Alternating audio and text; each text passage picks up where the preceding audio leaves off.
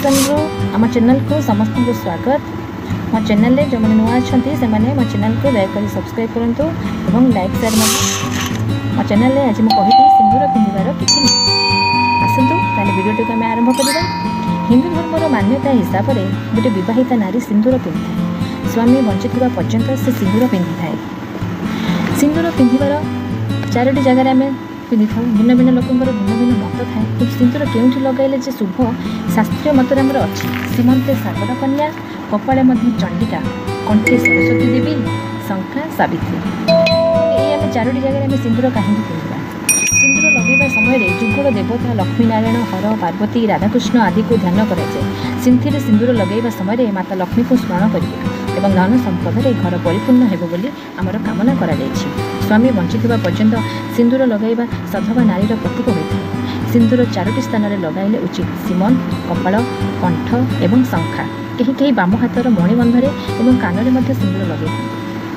घर परिपूर्ण हेउ बोली कामना करिपारिबे बोली आमे सिंदूर लगेइबा केतेकांशरे कुहा जायछि। कपाळे सिंदूर टपा लगेइबा समय माता चंडी को स्मरण करिवे एवं सबु विपद आपदरु स्वामी को रक्षा करिया पई कामना करिवे।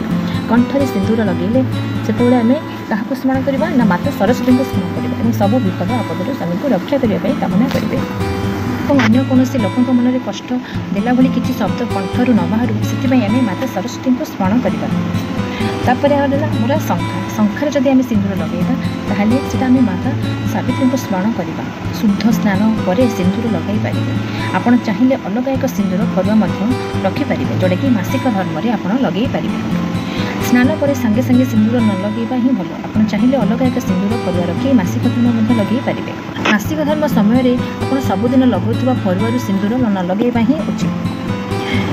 जल में गुड़ और सिंदूर मिसाई उभय स्वामी स्त्री सूर्य देवता को अर्घ देले वैवाहिक जीवन खुशी कटि थाए और गाधोई सारिबा परे सांगे सांगे सिंदूर लगेଇବା उचित नुहे। आ गोटे है शुक्रवार दिन किणवा सिंदूर किणवाटा शुभ होता है। सिंदूर मध्य शुक्रवार दिन में किणिले बहुत शुभ किंतु ओदा होता सिंदूर लगेଇବା उचित नुहे और अन्यर सिंदूर उधार आणिक लगेଇବା उचित नुहे। सिंदूर मुंड धोईकी सांगे सांगे मध्य सिंदूर लगेଇବା उचित नुहे। सब प्रकार वस्तु नुआ वस्तु एसबू शुक्रवार दिन में किणवा शुभ होता है। सिंदूर मध्य शुक्रवार दिन में किणिले बहुत शुभ होता है।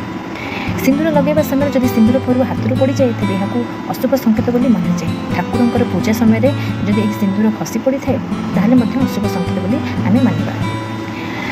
अन्यर सिंदूर कहार केबे सिंदूर आपण आनी केबे लगेबे नाही। सिंदूर लगेଇବା समय ओढ़ना दे सिंदूर लगेଇବା उचित। जो मैंने सिंदूर को मथारे चुटी तले लुचाई दियंती और स्वामी प्रति अवमानना होता है सिंदूर को लुचाइबा जमार भी उचित नुहे। मो वीडियो जदि आपको भल लगे तेज प्लीज दयाकोरी गोटे लाइक देवे। धन्यवाद।